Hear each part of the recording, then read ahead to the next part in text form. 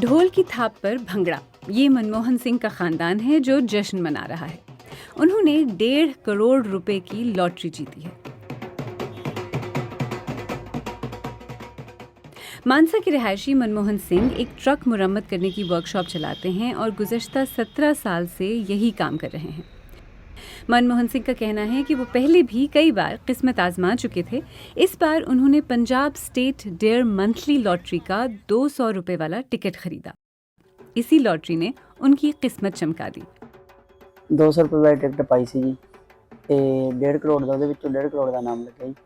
मैंने 200 रुपये का टिकट खरीदा और उसमें से 1.5 करोड़ का इनाम निकला है। मैं 4-5 सालों से टिकट खरीद रहा था, पहले भी कई बार टिकट खरीदे हैं। इस बार अचानक टिकट खरीदने का ख्याल आया। ये टिकट जलालाबाद से ख़रीदा। नतीजा आने के बाद लॉटरी डीलर मुकेश भाई ने फ़ोन करके मुझे इत्तला दी। नाम प्राइज लग गया जी, तो फोन करके भाई ये मुकेश कुमार जी ने दस्या जी हमें।